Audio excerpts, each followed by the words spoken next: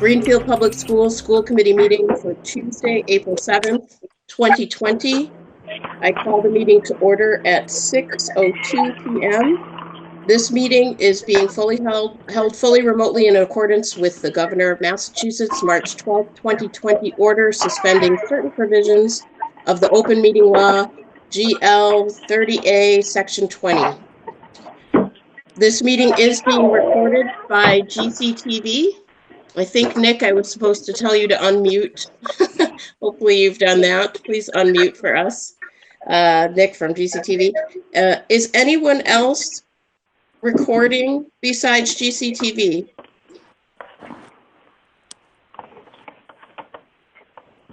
Okay. So can I have Member Johnson, can you do a roll call for us, please? Sure. Member Karen? Here. Sorry. Vice Chair Ekstrom? Here. Member Hollins is absent. Secretary Johnson, I'm here. Chair Proietti? Here. Member Wall? Here. Mayor Wiedegardner? Here. Unless, Member Hollins, did you arrive since we started? All right, that's our roll call. Okay, thank you. So moving on to the next item, approval of draft minutes. We have 1, 2, 3, 4, 5 to approve. We're going to do them. I kind of want to do them as a group, but we'll do them individually just in case there are corrections. So let's start with January 27th. That was a special meeting. Do I have a motion to approve the minutes for January 27th? So moved. And a second. Second. Wiedegardner. That was Katie and the mayor. And any discussion? Hearing none. Oh, yes, was that discussion? No, okay, hearing none. We'll need a roll call vote to approve. Member Karen? Yes. Vice Chair Ekstrom? Yes. Secretary Johnson, yes. Chair Proietti? Yes. Member Wall? Yes. Mayor Wiedegardner? Yes. And still no member Hollins, is that correct? Okay. So Glenn, we're good. That one passes. That passes. Okay. Moving on to February 12th, 2020. Do I have a motion to approve those minutes? So moved. So moved. And a second? Second. Second. So we've got Katie, member Karen, and member Wall on the tag team there. Any discussion? Hearing none, let's have a roll call vote, please. Member Karen? Yes. Vice Chair Ekstrom? Yes. Member Hollins?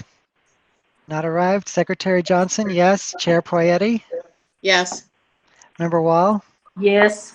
Mayor Wiedegardner? Yes. Okay, that passes. Moving on to where were we? March 4th, 2020. Do I have a motion to approve those minutes from the special meeting and budget hearing?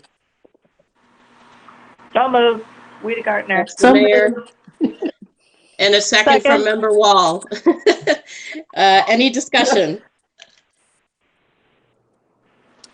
Okay, hearing none, let's have a roll call vote. Member Karen? Yes. Vice Chair Ekstrom? Yes. Member Hollins? Still not here. Secretary Johnson here. Chair Proietti? Yeah, me, yes. Chair Proietti, yes. Okay. Member Wall? Yes. Mayor Wiedegardner? Yes. Okay, that one passes. We only got two more, guys. You're doing great. March 16th, 2020. Do I have a motion to approve those minutes? March 16th. So moved. And a second. Second. Okay, so that was the mayor and member Karen, I believe. And any discussion? No, it was Susan. No. Oh, I'm sorry. Susan. I'm sorry. Member Any Ekstrom? discussion? Ekstrom and Karen. I hear no discussion. Let's have a roll call vote. Member Karen? Yes. Vice Chair Ekstrom? Yes. Member Hollins? Still not here. Secretary Johnson? Yes. Chair Poyetti? Yes. Member Wall? Yes. Mayor Wiedegardner? Yes. The motion passes. Wonderful. We are on to the last one, March 24th, 2020, special meeting. Do I have a motion to approve those minutes? So moved. Second. Second. Second. Any discussion? Did you put us on speaker? No, I had to let the dog in. Oh, all right. Any discussion? No. Hearing none, let's No. move to a roll call vote.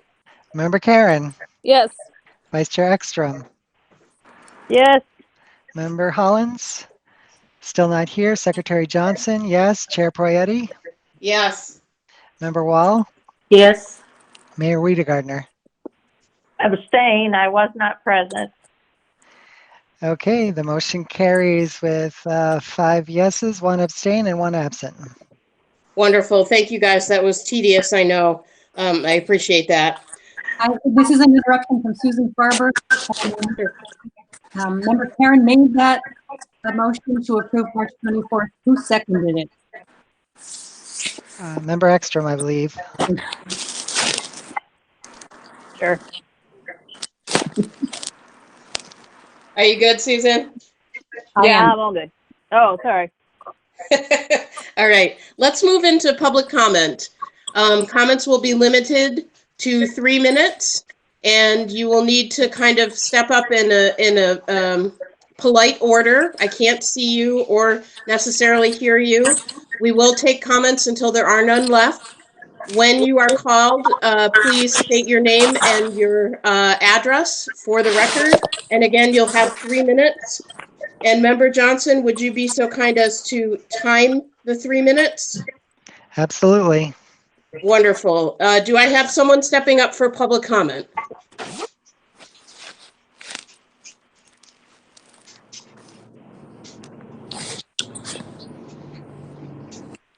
Second and final call on any public comment for the last time.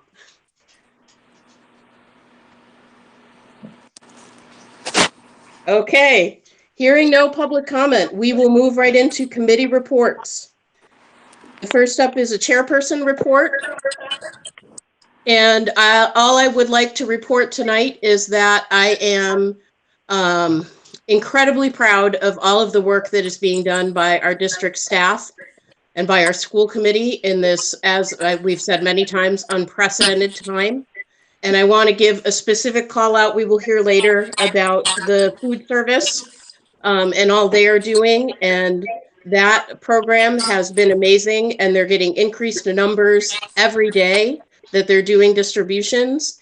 And those folks are putting themselves out there on the line each day to make sure that our students are fed. And we've been able to expand the program to include lunches and breakfast and weekend meals as well. So I just wanted to give that one shout out, and that is the only report that I have. Any comments on the chairperson's report? Do we know how many lunches are actually being produced and how many are being taken? Meaning, is there a difference between the two? That's an excellent question. I don't know if the superintendent can comment on that. I do not have numbers right now, but we can get those. We can ask our food service director for the difference if you're interested in that. But participation has been increasing daily. We've been about a 500 meal count at least per day, but that's, again, been increasing steadily. So that number may be much higher even as of today. As in, we're making 500 and they're all being taken? That number is being taken. That's not the Wow. meals produced. That's how many people are actually picking up meals. But again, that number is a couple of days old now, and it was increasing by large quantities each day. Yeah. Okay. Superintendent Harper, before we move into your report, I just want to make a quick announcement. There is a little bit of feedback and noise on the line. If folks who are listening could make sure they are muted, that would be helpful to improve the quality of the call. And now we'll move in right into the superintendent's report. Well, hi, everybody. It's always a little awkward to do reports by phone. We can't see each other necessarily, but I just want to appreciate all of you for your leadership in such an interesting time, we'll call it that. I also want to thank the mayor for the leadership at the city level. This is first and foremost a public health emergency and situation. And so I really want to start by thanking the city first responders, the emergency operations folks. There's an awful lot of coordinated work going on in the city, and the schools, of course, are stepping up to play our part in that while we're focusing on the remote learning and the needs of our students who are at home.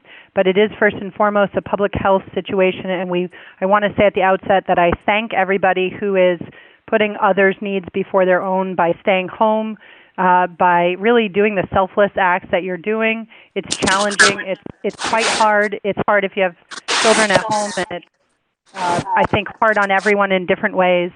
And many of us are touched personally by a loved one who's sick or something quite personal as a result of this public health situation. So I want to thank everybody who's playing their part in different ways.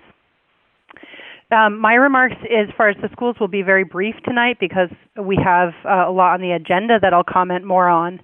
In my remarks, I'd like to specifically thank my principals and administrators. This has been an around-the-clock effort, and we have today sent the committee a draft of our remote learning plan. The reason that was sent today and not with the typical 48 hours notice is because we have been in ongoing negotiations and collaboration with parents and teachers and the Education Association, and we have moved forward so well that I wanted to share that with the committee, although it is still a draft, and we have another session scheduled tomorrow. And we believe that we will be able to launch this week, and we are moving into Chromebook distribution later this week with a number of our students that have signed up for needing to borrow a Chromebook from the schools in order to access remote learning opportunities. I do want to remind everyone that remote learning does not mean online learning, but having said that, it is important to access communication, and getting online is an important part of how we all communicate day to day.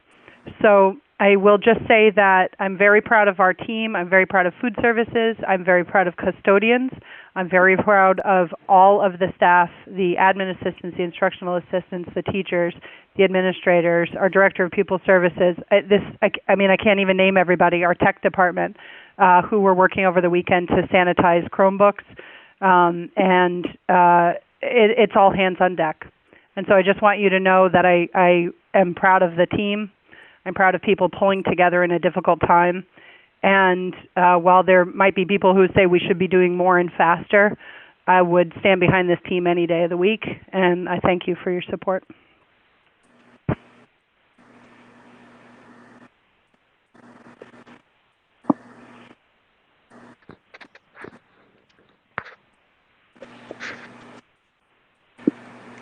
Chair Poyetti, are you there?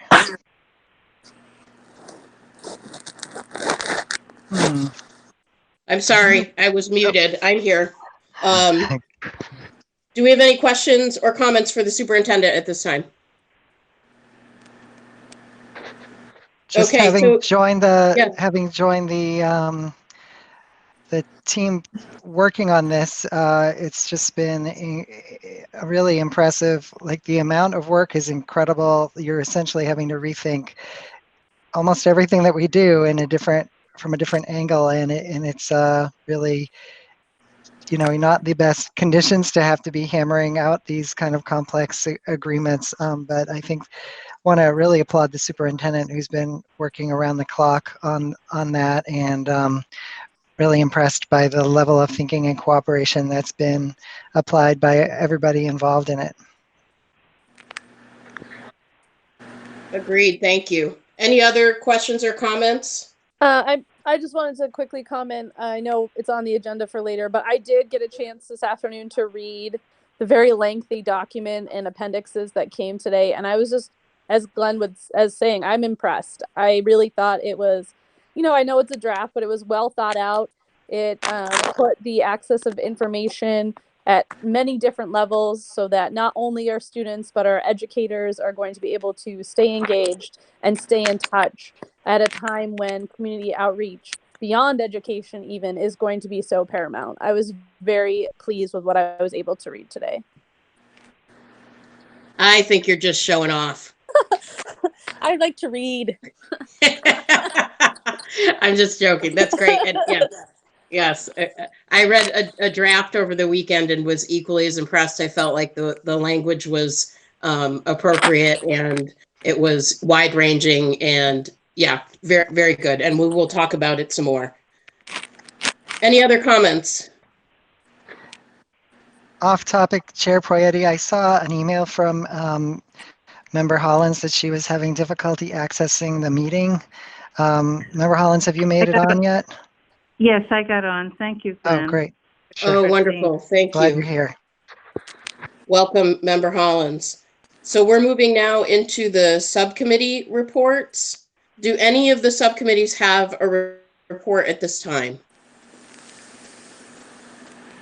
None That from is- health and safety or policy. We've decided to let this take the forefront of our administrative's time. Understood. I think that's smart. What about budget? Is there a report from budget?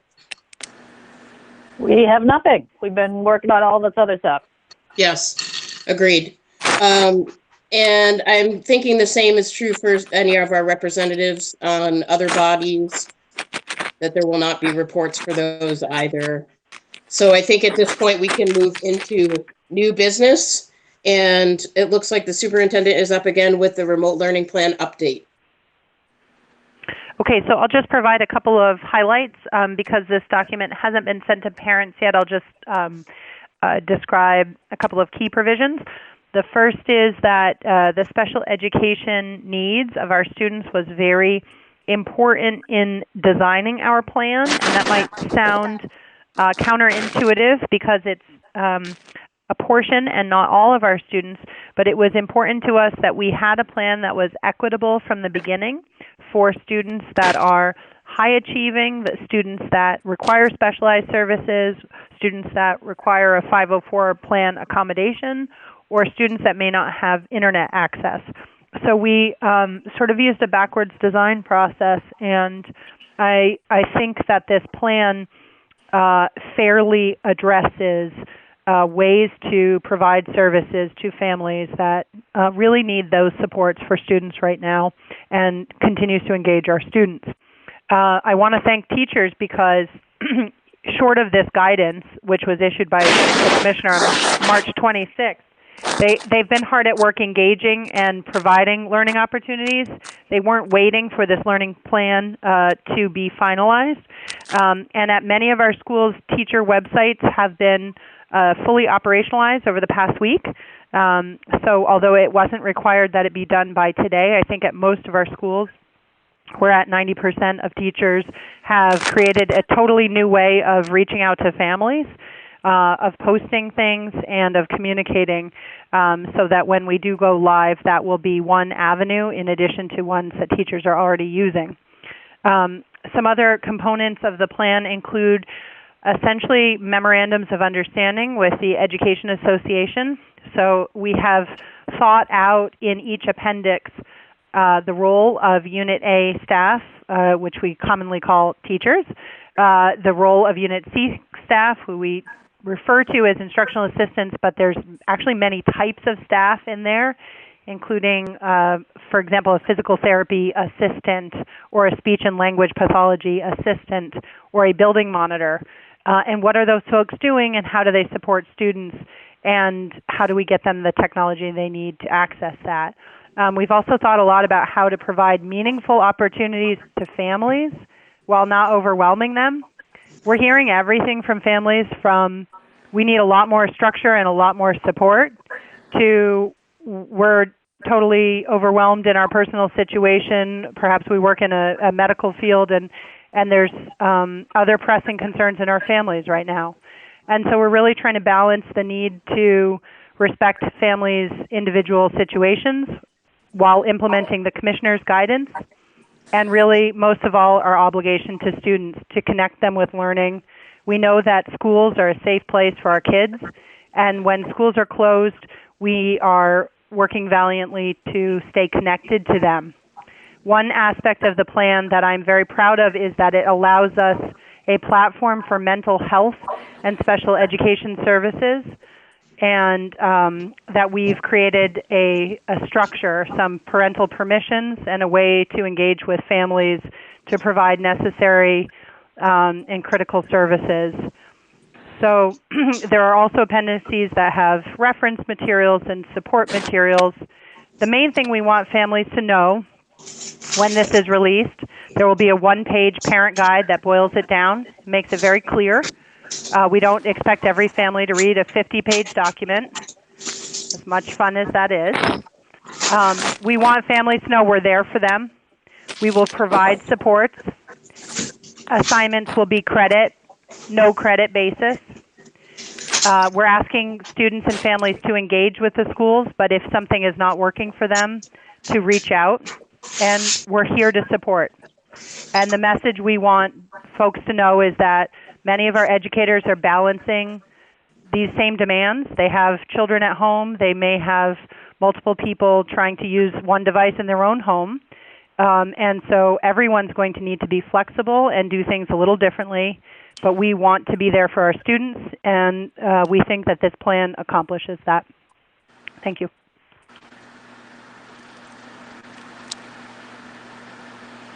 Thank you, Superintendent. And do we have any questions from the school committee, comments from the school committee? I have a comment. Please. I just wanted to say, I wanted to ask, is the Appendix C, Unit C expectations draft public document? Can I comment on that? They're all public in the sense that they have been sent to the school committee. There are no formalized agreements yet completed. So, okay.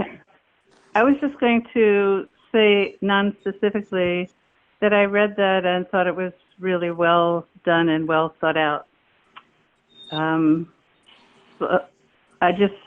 Every question I had was answered when I read it. And I wanted to ask, in distributing the computers, were you able to also address staff that didn't have computers or didn't have computers and also didn't have connectivity? And thank you. I see a lot of work. Good work. Thank you very much for those questions. I will pull up our survey of students was completed for computer access, and we are finalizing with our tech director those numbers tonight because we have a few students who haven't yet completed it. We have over 800 responses, but not all students. And our staff surveys are complete, both teachers and instructional assistants. Over 40% of our instructional assistants did not have a dedicated computer at home, and over 20% of teachers had no dedicated computer at home, so they will have access to a Chromebook through our rollout plan. And then in addition, there was a full 20% of teachers and staff that do not have reliable internet at home. So these are some real challenges that have been addressed as we're rolling out our plan, but we are distributing Chromebooks to both students and staff that need them to be able to participate. Thank you. Thank you. Can I ask one follow-up? Please, Member Hollins, go ahead. I really appreciate that level of detail and surveying. I wanted to ask, and it's because I don't know the answer, is a person prohibited from going into the school and working alone in their classroom? So the best way to answer that is through the governor's order on essential and non-essential staff, and the governor has made it quite clear that staff that are supporting remote learning are considered essential. So staff that have been in the buildings include some of our administrators over the weekend, some of our tech staff, and certainly our custodians as they maintain the buildings and also prepare for this Chromebook rollout specifically. Having said that, we are following what the Board of Health and other public health officials have told us about entrance and exits from the building, and that has been advised to limit the number of individuals that come and go. And that's in coordination with some of the city public health folks as well. So we are coordinating, for example, students picked up instruments from some of our buildings, but we did that with one point of contact going into the building and then distributing instruments out to families on the exterior using safe distancing. So we're trying to limit the number of people working inside. Thank you. Thank you. Any other questions about the remote learning plan? Yes, it's Roxanne. Go ahead, Mayor. Yeah, I first want to say, echo what Susan said. It's just an extraordinary feat that you've pulled off here to put this together, and I really appreciate it. I'm curious as to how, if I missed it in the document, I'm sorry, but how you're distributing these Chromebooks once you have them, or perhaps you now have them. You did not miss it. That is the one appendix we haven't yet added because our tech director is working on that as we speak. And I am mindful that we're heading into a religious observation. You know, this is a special time for many of us for many different reasons of different traditions. You know, one of the reasons we moved tonight's meeting, in fact, to today. But we are finalizing that, and we expect to release the information for families tomorrow about how to pick up their Chromebooks using safe distancing. And we expect that to happen this week for the plan to start next week is our goal. But again, we're bringing it here to the committee as one advisory step in that process. Great, thank you. Let us know if we can assist in that effort. Thank you. That's great. Thank you, Mayor. I too would like to add what a great job I think that you have done, Superintendent. This is just fabulous. Thank you, Member Wall. Any other questions or comments regarding the remote learning plan? What I would like to do at this point is I feel that so yesterday, let me start this way. Yesterday I had a conversation with Liz LaFont at the Massachusetts Association of School Committees regarding the school committee's role in remote learning plans, and is it something that we should be endorsing with a vote? And it's the opinion of the Mass Association of School Committees that sets a really a dangerous precedent. There's kind of a line where we are not actually going.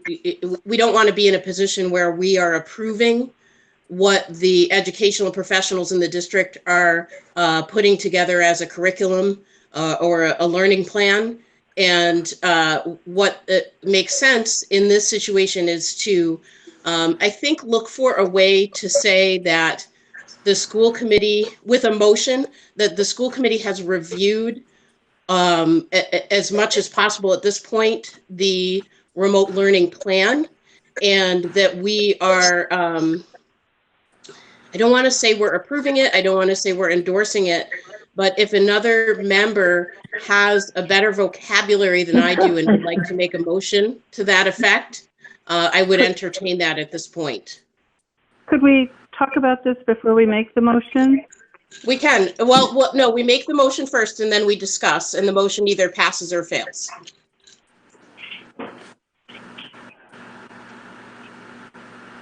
Well, we're making a motion. I'll make a motion. Please, Member Ekstrom. That the school committee is encouraged by the remote learning plan as presented and looks forward to its application. Okay, and I'm going to Take out the as presented. I'm going to pause for a second to make sure that Recording Secretary Farber has that written. I'm all set, thank you.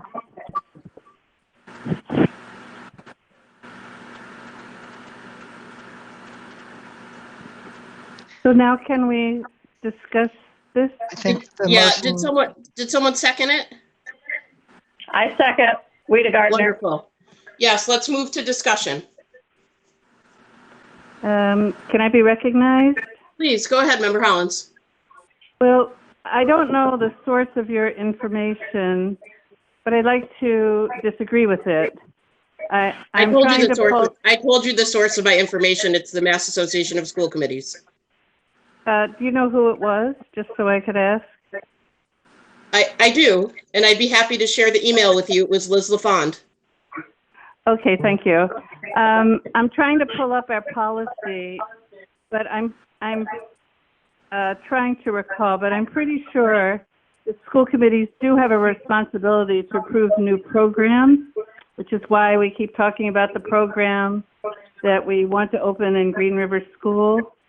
And I'm gonna try to pull up the list of duties, but I think approving new programs is one of our duties, so I want to say that. And secondly, because we're the school district that actually started the only virtual school in the first virtual school in the state, and it came in as a Greenfield Public School, we actually have a couple of supportive policies. One that I recently checked is one on how many hours would constitute a day, and I noticed in something I read that we were supposed to strive for 50%, but in our own policy right this minute, it says that we would consider 2.5 hours a day, and that was calculated based on instructional time of a half day. But before we vote, I would just like the opportunity to pull up our two policies on approving new programs and also the one on statutory duties, which I believe includes approving new programs. So I'd just like a second before we vote. I'm pulling it up now. Thank you. Chair, I have something to say. Please, Member Karen. So I did pull up school committee powers and duties. Yep. It is BBA. Yeah. It's about 11 bullet points, but to be fair, I'm trying to figure out if we actually fully adopted this policy. I know we've done a first reading. I don't think we fully adopted it yet, which is why the one on the website is not the current working of this language. So just putting that out there. There is a current policy, and until we change it, we have That's a what policy. I'm saying. Right. That's what I'm saying, Susan. I'm just saying we've done a first reading of this policy. I can't remember if we've done a second reading. That's all I'm saying. It says that we are in charge of setting policies for educational committees responsible for establishing educational goals and policies consistent with requirements of law. And then it goes on to say our next goal, number 6, is district schools and programs. And it says the committee is responsible for reviewing and approving district schools or demonstration programs, including district magnet charter, virtual innovation, regional educational collaborative schools. Mm-hmm. Right. Those are the only two things that talk about in this policy. I haven't pulled any others up yet. Our duty of approving educational plans. I don't know. I did not write this policy. I was not here when it was approved. It was adopted in 2016, this one. I'm trying to remember our conversations about this policy many months ago. But I don't think that the intent of this was that we would approve every major curriculum change or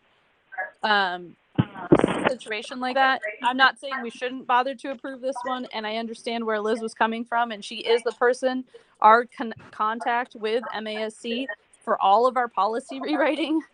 So I hesitate to question her very knowledgeable opinion. I think this was meant if we were going to start brand new programs or create regional schools or create innovation schools. That's all. I have a comment. Yeah. I'm not sure who that was. Is that Glenn? I did, but someone else simultaneously also had a comment. Go ahead, Member Johnson, and then whoever was Susan. next can go after that. Okay. Well, just to be clear, what we have in front of us is not finalized, so there wouldn't be an opportunity for us to vote as a committee to approve this plan as it is anyway. It hasn't been finalized, so we're not really in that position tonight to do that. I think that that there is time for folks to delve a little more into this and whether it's our role or not. I can see some arguments. On the other hand, I think we've been intentionally been advised not to really see this as a standard educational program or curriculum. That so it's a little bit different than setting up a virtual school because we're explicitly not doing that. So I guess I would just suggest that maybe we go ahead and I think a lot of us have voiced support for the general direction this is going in, and then go back and study the issue. People can reach out to Liz if they have follow-up questions from what Amy discussed with her, and then we can discuss whether or not we need to vote at the next meeting. Could I I respond? appreciate that. Who was next? Member Ekstrom. Go ahead, please, Member Ekstrom.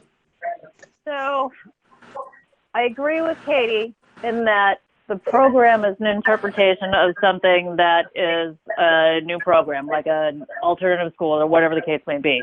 What we're talking about is not a new program. We're talking about a different form of delivery. It's the attempt is being made to provide a similar, and I say similar because it's not going to be exactly the same education as we would in the schools, but it's not a different education program. It's the delivery of services is different.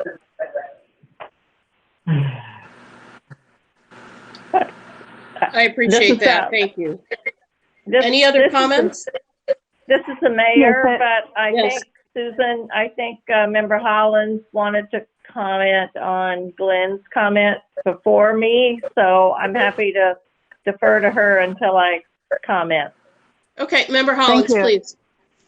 I just wanted to say that my mention of the virtual school had nothing to do with the curriculum we're talking about and whether we endorse it or approve it or whatever.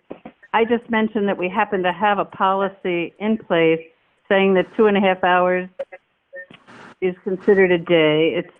But that's a different topic. On the topic of curriculum, I wasn't suggesting we not approve it. I was just disagreeing that the school committee does not have a role in approving new curriculum. I think there is an approval, and I think many superintendents would want a vote of approval, even if it's in an initial stage of planning, because whether it's in the delivery or the materials, it's new. But if she doesn't want that, that's okay. We're supportive of it one way or the other. Thank you.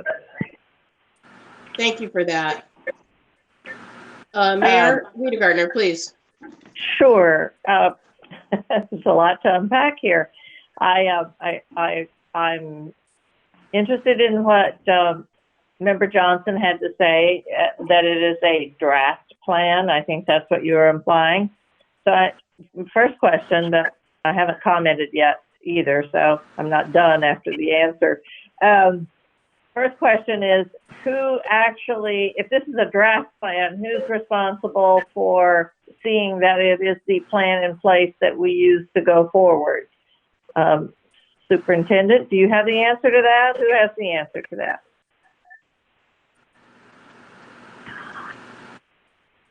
That's Please, why Superintendent Harper, go ahead.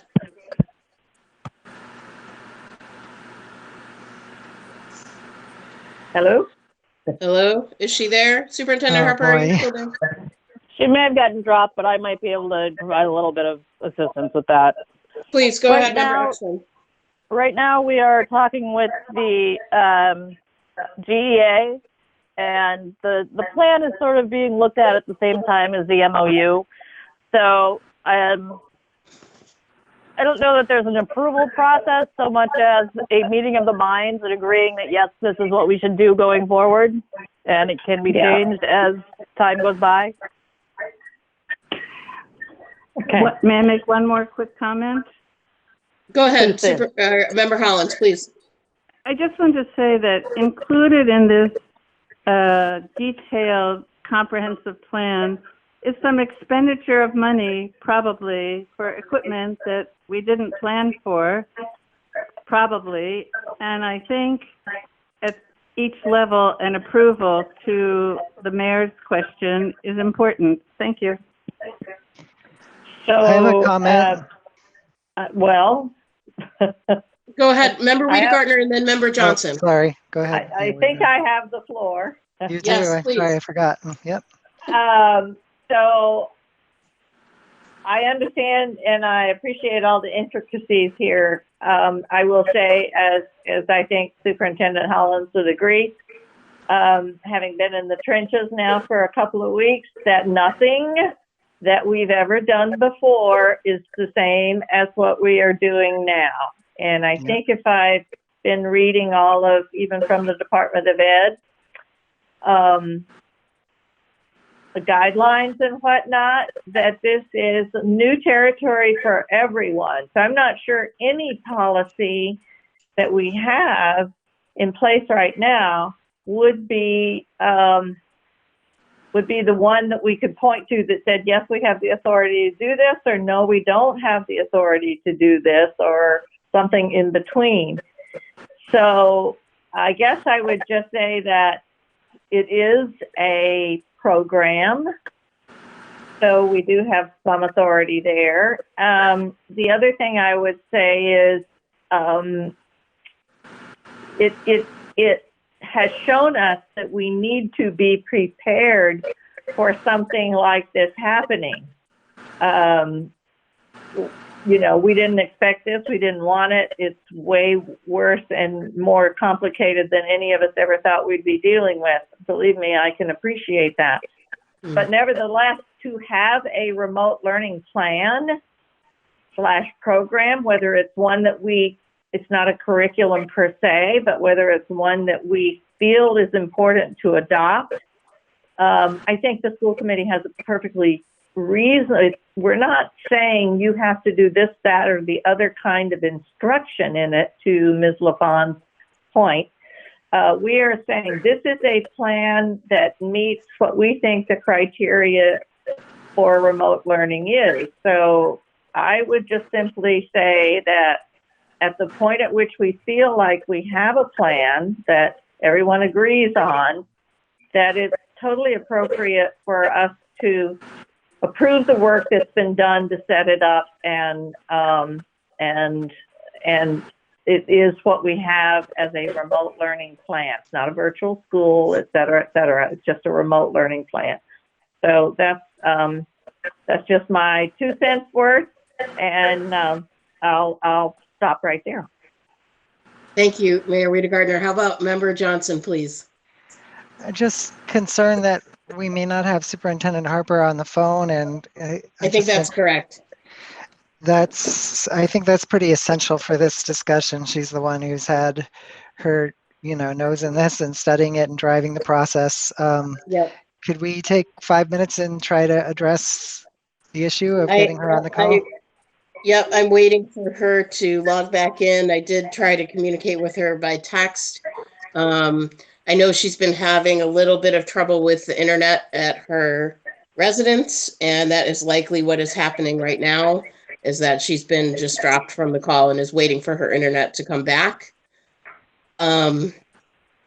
With that said, and hearing, first of all, I appreciate everyone's comments. I think everyone's coming from a very thoughtful place, and everyone's coming from a very supportive place for our district and our staff and students, and that's where we want to be.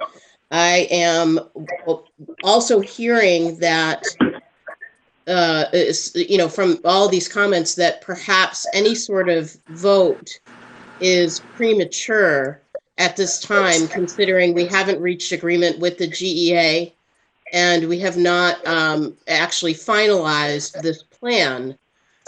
So perhaps we table the motion and move forward with the rest of the agenda. I would agree.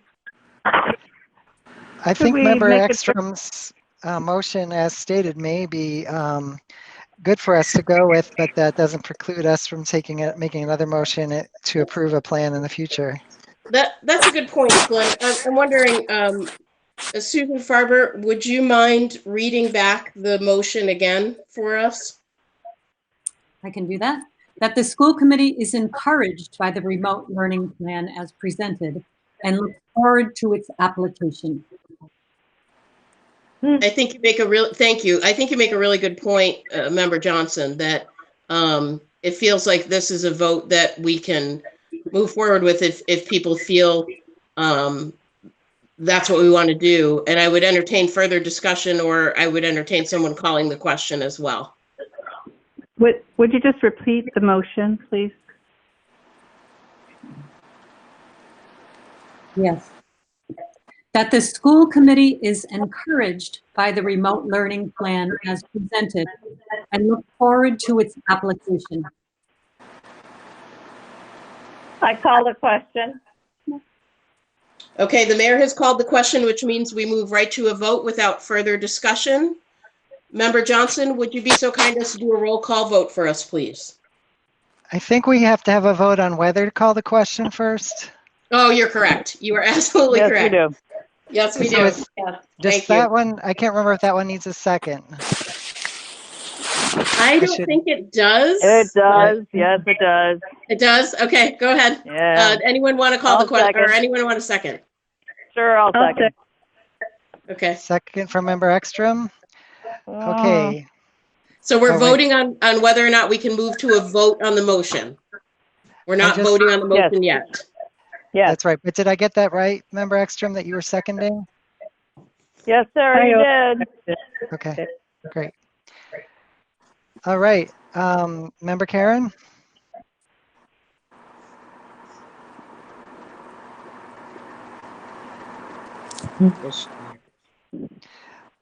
Member Karen, are you on mute? It looks like she just got dropped from the I'm call. back on. I got dropped, Okay. but I got back. Oh, okay. Yes. Yes, okay. Vice Chair Ekstrom, you seconded. I guess that's a yes. Yes. Member Hollins? Yes. Secretary Johnson? Yes. Chair Prietti? Yes. Okay. Member Wall? Yes.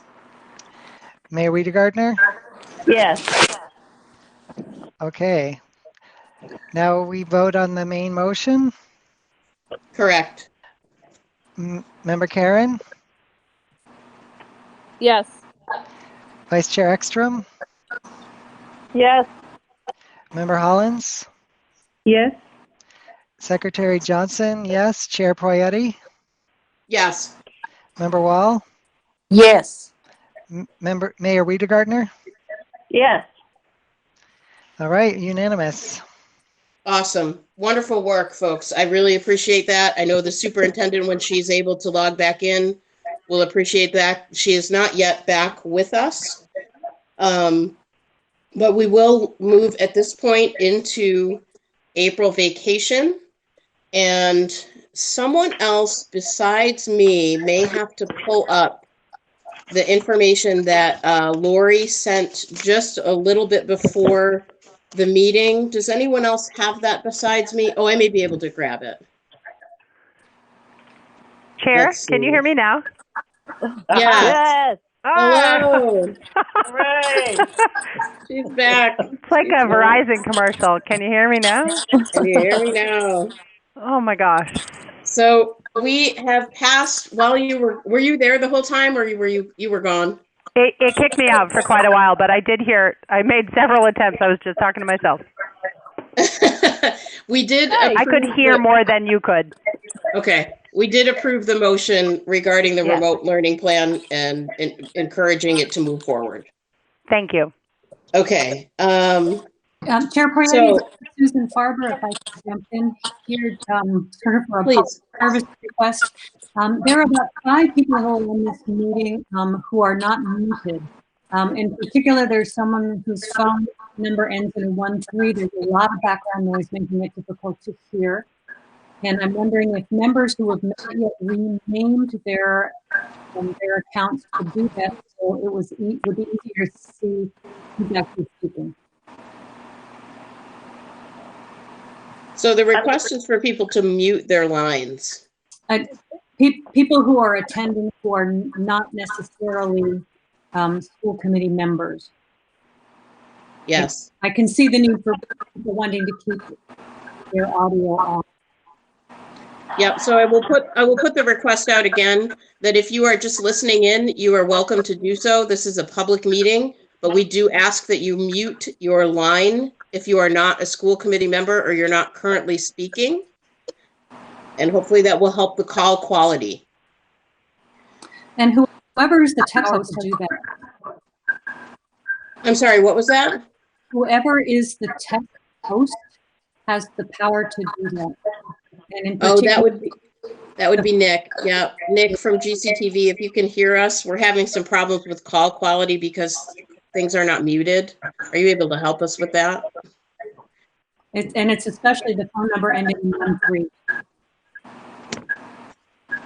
Phone number ending in 13. Okay.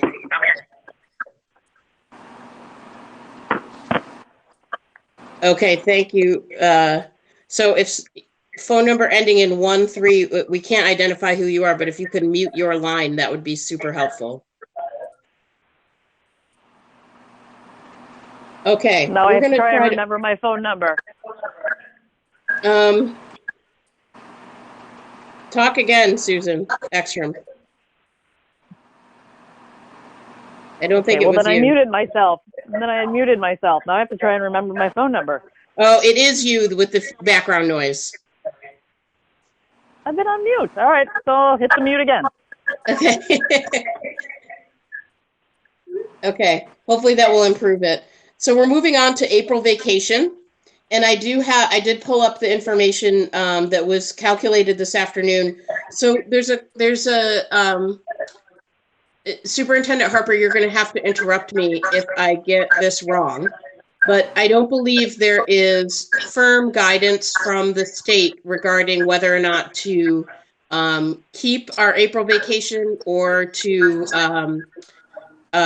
cancel it, or not cancel, but just continue instruction over that time, that they've kind of left it up to the local districts. Is that correct? That's entirely correct. The guidance from the commissioner, the guidance from the commissioner is very, very clear that this is a local decision. And I'm looking at it and it says directly, we've received questions about whether school districts should keep their planned April vacation or use that week to continue the remote learning plan that is going into place. This is a local decision, and that is bolded. Wonderful. Okay, thank you for that clarification. So I do have the information that a request was made today for specifically for the district to calculate what would happen if we continued to work through the April vacation, continued to have instruction through the April vacation. And that would be with the exception of Monday, which is a state holiday. So you're talking about instruction days on Tuesday through Friday of that week. The current last day of the school year for Greenfield Public Schools is June 17. If 4 days are worked in April, that takes 4 days off from that June 17th date, putting us at Thursday, June 11 as the last day of instruction, the last day of school. So we would need to, as a committee, have a motion related to this, and then a second, and then discussion. So moved. That's a motion from the mayor, and do I have a second? Second. That was Member Wall. Any discussion of this? Chair, could I speak to this? Please, absolutely. Barbara, could someone repeat that motion? Sure. The motion is to work 4 days in April that are currently scheduled for the April break. That takes 4 days off at the end of the school year, putting the last day of school as June 11. Thank you. Go ahead, Superintendent Harper. So I just wanted to speak to this. This question is obviously timely because the April vacation would otherwise begin the week of April 20th. You know, I think that there's a tremendous amount of momentum going into these learning plans and implementing them. And for many of our students, this is an opportunity to get the ball rolling and for families to get in the swing of using the remote learning plan and for educators as well. I think that by June, we are optimistic that the public health situation is better and hopeful that families might better be able to enjoy a vacation at that time, as well as educators. And either way, an earlier ending of the school year would be beneficial for the start of the extended school year program. So when the school year ends, obviously that dictates when we can begin planning extended school year services. And there would be an obvious benefit in this particular year if school were resuming soon to be able to initiate extended school year services sooner than later to help make up for students that may need additional support. Thank you. That's helpful background information. Further discussion, please. Yes, this is Roxanne. Could I comment? Please. I made that motion as quickly as I did because that's exactly what I wanted to hear. So thank you, Superintendent. And I wasn't coached. Let me tell you that. So I think it's important that because we've been under such extraordinary stress with regard, and I get the details, not only as a school committee member but as a mayor, regarding remote learning and why aren't we, the same as Newton or wherever. I think you're right, absolutely spot on, Superintendent Harper, that let's not do anything to interrupt that momentum. And yes, there's going to be people who complain, but I can't for the life of me understand why, because nobody's going anywhere on an April vacation. So I heartily endorse that. The only thing I have to ask is if you say your comments about the extended learning program, the school year would start sooner. When, and maybe that's what you said. Maybe I misunderstood. But when would that be?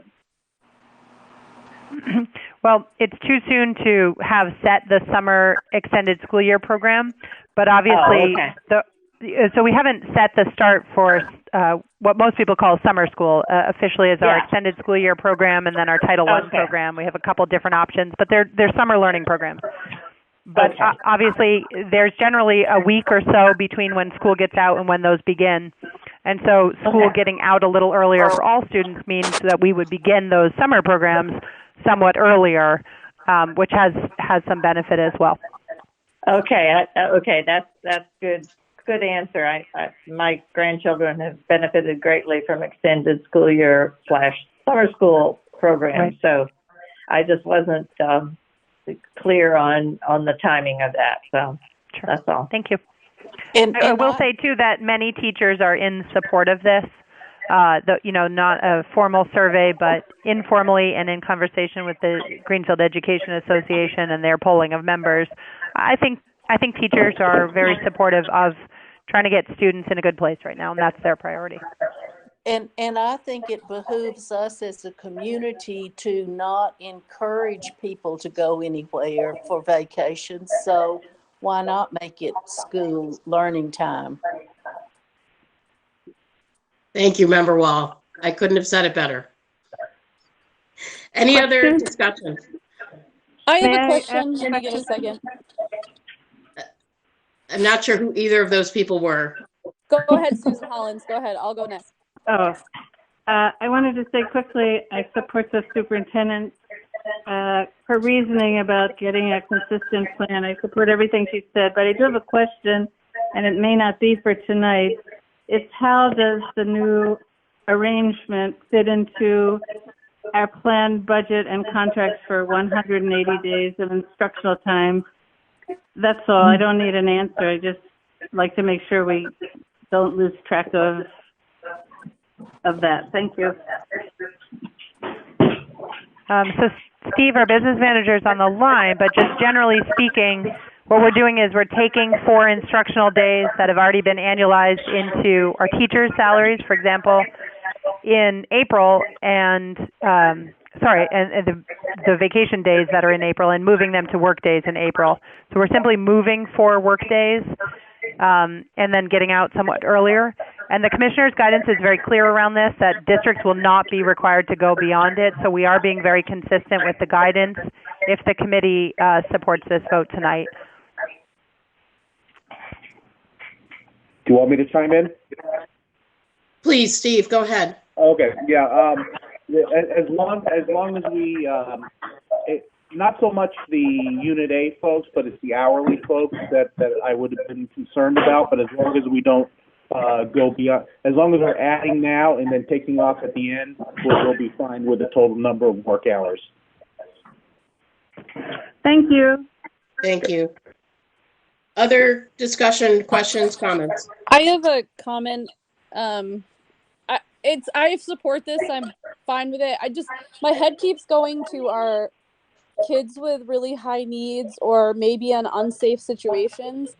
And my head goes to, if we take those 4 days off and we are allowed to go back to school on May 4th, that is less time with them for us to be able to be sure they're safe. I know it's like not the largest concern of ours at the moment, but it feels really worrisome to me that we may not get to see them at all till September. And I want as much time with them in a classroom so that we can be keeping an eye on some of these kids in our district are not safe right now. And we have no way to communicate with them except in person once school restarts. It's not, the brain just keeps circling this fear of mine. So I just thought I'd put it out there. Well said. I appreciate that. Thank you. Other questions, comments, discussion? Okay, so I think we can move to a vote.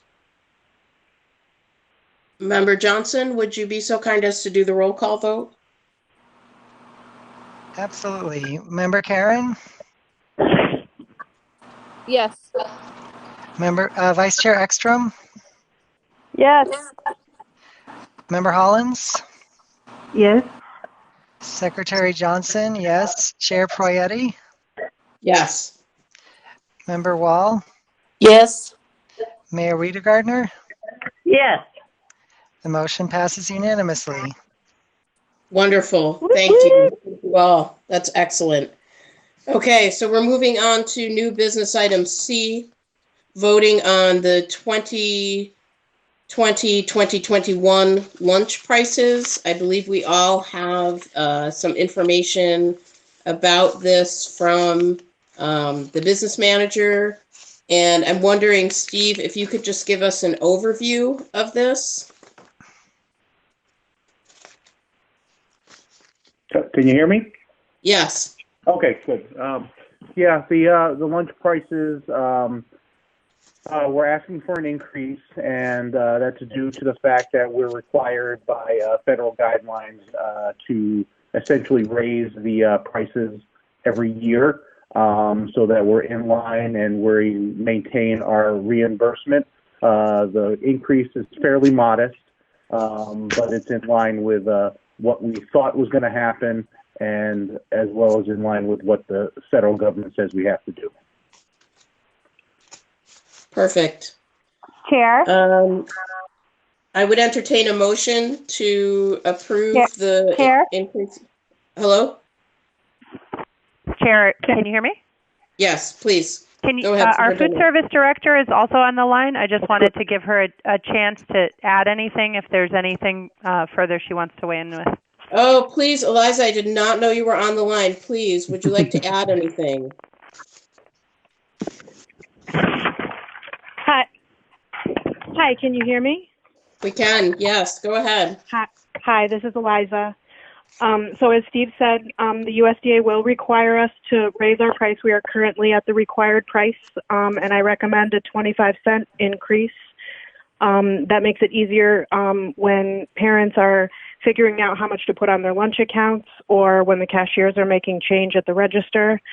And it's just easier to wrap your mind around that difference. And it also keeps us from having to change the price again next year because the USDA raises that requirement every year. About 2% plus the consumer price index is what they base it on. So we would be expected to raise it about 11 cents. And so I looked at past years, and it does not seem to have affected the participation. So does anyone have any questions? Sure, any questions? Go ahead. Yes. I would just like to ask if there's a document, specific document with the new prices, or could we just read the new prices from this to that into the record since we're online and we're going to take a vote about money? Thank you. So the current prices are elementary school is $2.75, middle school is $3, and the high school is $3.25. The proposed price would be $3 for elementary school, $3.25 for the middle school, and $3.50 for the high school. Thank you very much.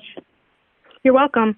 Also just wanted to say that our participation is steadily increasing for the school closure meal service, and the team is just doing an amazing job.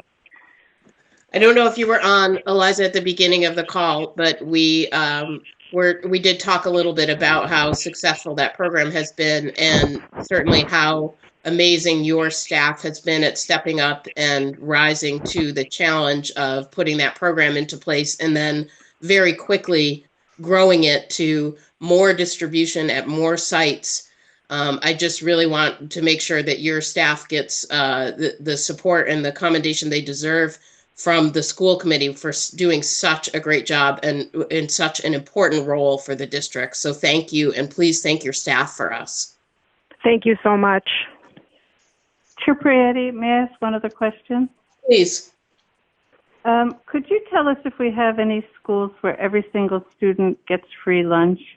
Thank you. Yes, we do. Excuse me. AEL is and Newton Elementary School and Federal Street are all free for lunch and breakfast. Every single school has free breakfast across the district. Thank you very much. You're welcome. Any other questions or discussion?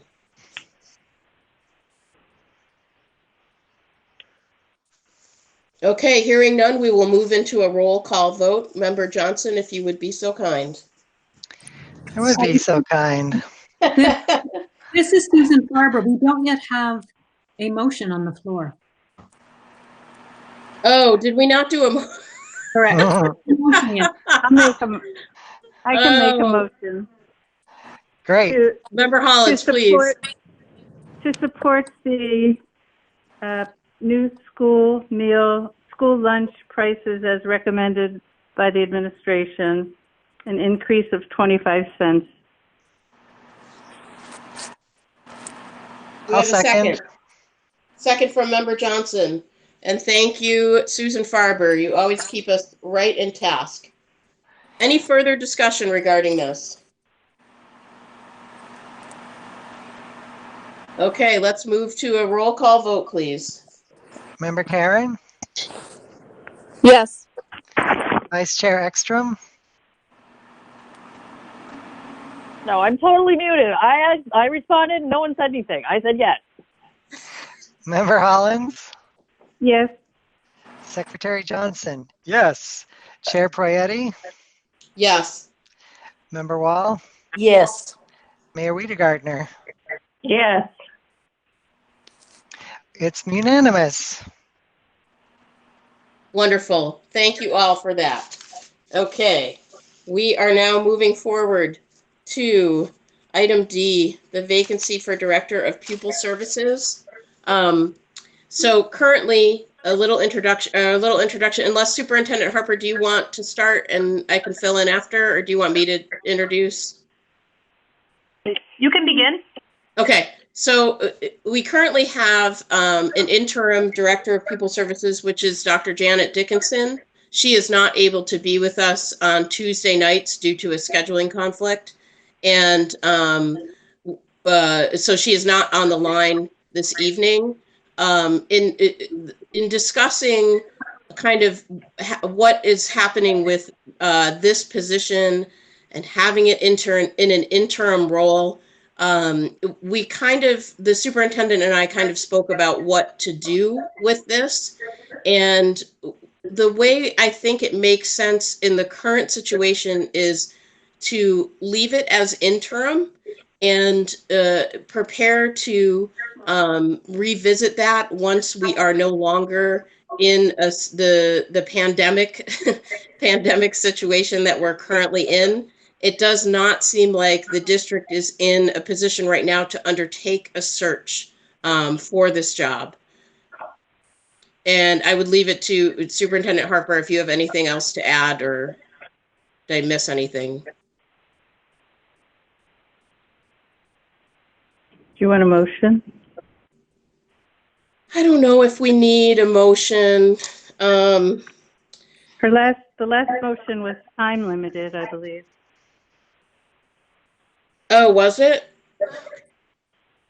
I don't remember exactly, but I think it was for a specific period of time that ended.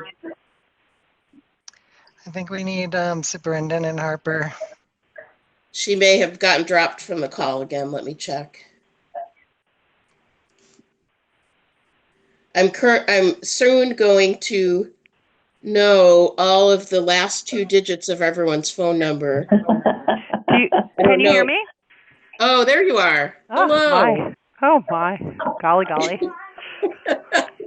So perhaps you missed, I don't know if you heard. No, I heard. I heard. Okay. Would you want to add anything to that? And we couldn't remember if there's the time limit on the interim appointment, and if we needed to have a motion to extend that. So a motion would be very helpful. What I'd like to say is that this has been an extraordinary time, and some other normal routine matters have been put on hold. And, we were anticipating a posting and moving forward with a process like that for this vacancy.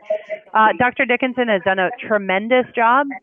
We are short-staffed in this area. There is no assistant director because Dr. Dickinson stepped in from the assistant director role, and her position has not been backfilled. And she and I worked, maybe 20 hours just this past weekend alone. That's just an indication of the level of commitment that she's had. So I just would like to ask that the committee affirm her continuing in an interim role until such time that the committee can take this up and then make any further recommendations because we've been so focused on putting a remote learning plan in place. Thank you. So would anyone any of the school committee members like to make a motion? I can make one if you like. Please. Excuse me. To extend Dr. Janet Dickinson's interim appointment as administrator of special education until such time the school committee picks up the recruitment for a permanent position. Thank you. Do we have a second? That was Member Johnson with the second.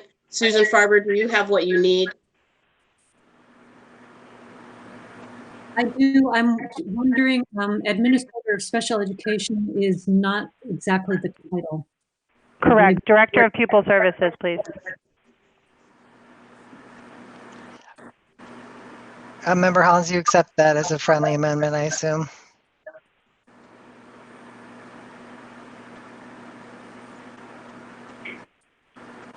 As a second, I accept it.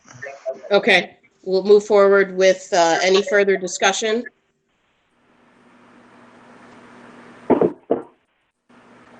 Okay, so let's do a roll call vote. Member Karen, Yes. Vice Chair Ekstrom, Yes. Member Hollins. We seem to have lost Member Hollins. Secretary Johnson, yes. Chair Poyetti, Yes. Member Wall, Yes. Mayor Wiedegardner. Yes. All right, with 6 yeses and 1 not on the call anymore, we have a motion that carries. I'm on and I vote yes. Great. Thank you. It's unanimous. Wonderful. Okay, so it concludes the public portion of our meeting. And I appreciate everyone who has joined us. We've had a number of additional folks on the call with us. And I appreciate people who are engaged and listening in and participating in that way in what the school committee is doing. We value your support and your feedback, and we welcome it through email at any time. We will not be returning to a public session after our executive session. So We may need to. I'm sorry?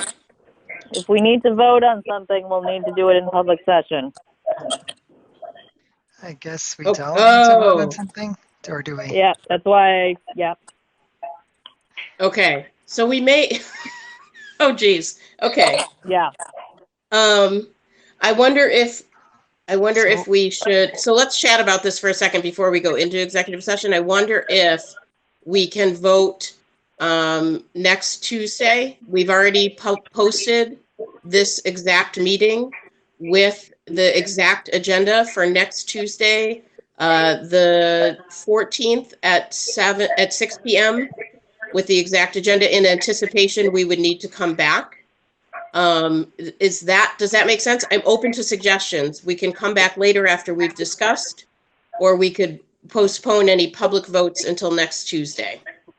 So here's my question. Please. If something is not listed under new business, can it still be discussed? What is it? Well, I have a similar question. Well, one of the things that we need to vote on this evening is important for employees.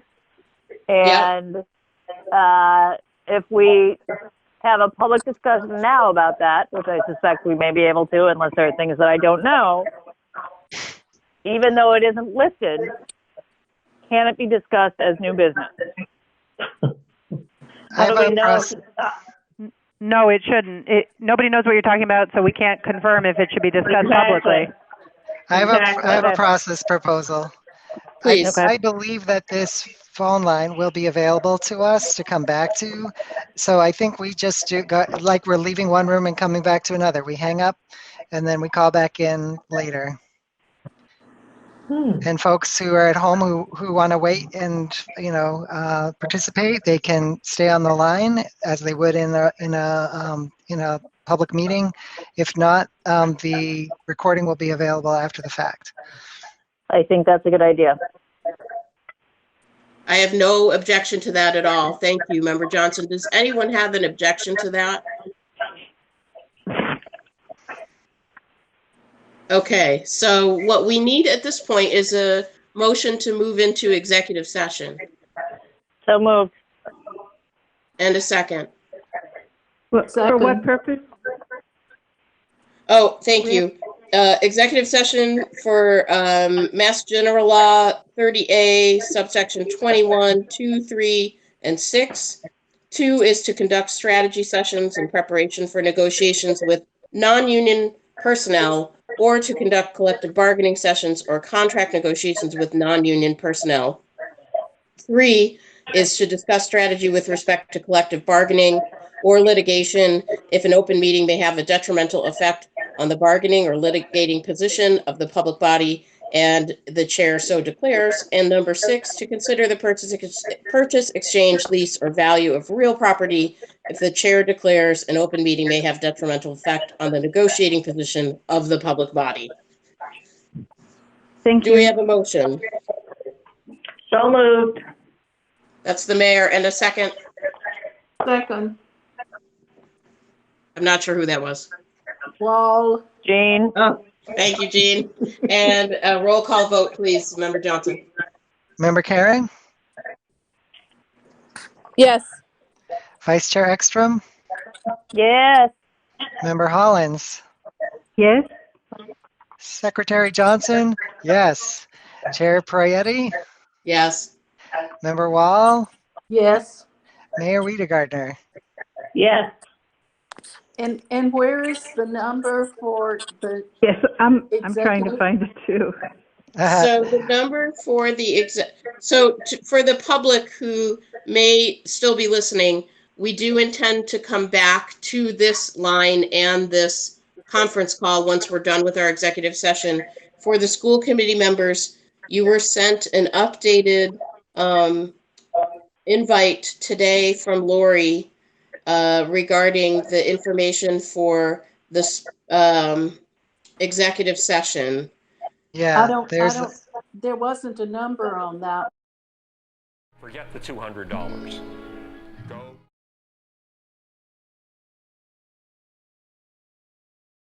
With all the emotion and power and passion and insight in you. And fuck the God of War.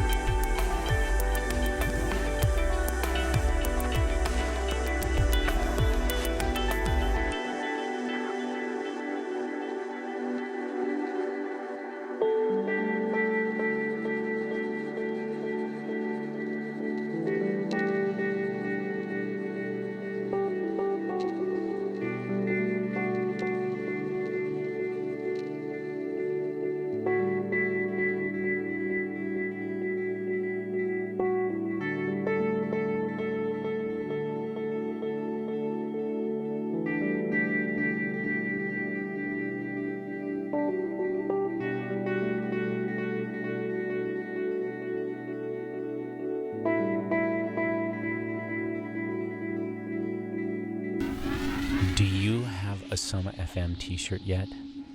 Well, you need one. So go to somafm.com/t-shirts. They're available to our supporters at the $50 support level. You can see some pictures of some of the other people who've gotten their Soma FM t-shirts as well. You're tuned to Groove Salad, and I'm Big Earl, the AI, with the MP3s.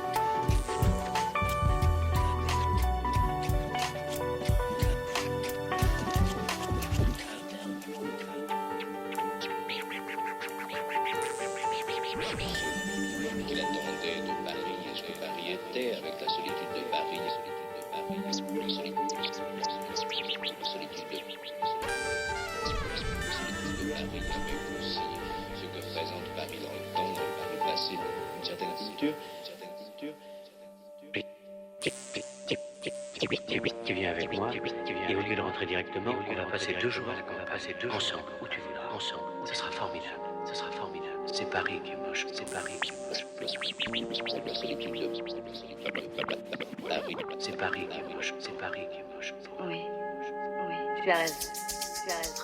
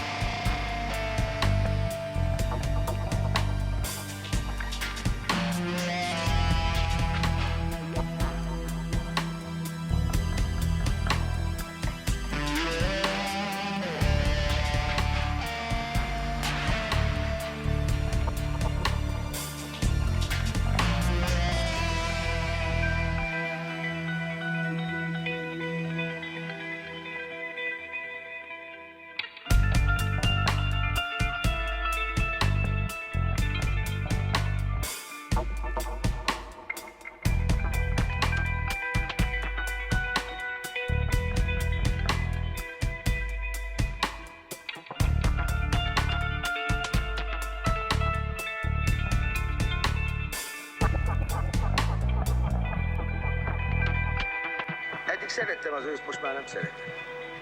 Én most is szeretem. Nálam a 4 évszak közül 3 mindig ősz lehet. Én a sörmeccseket szeretem. Sörmeccs? Nincs abban semmi izgalom. A zene, az se rossz. A zene, az nagyon jó. Az elején az nagyon jó. Azért csináljuk. A zene, az marha jó.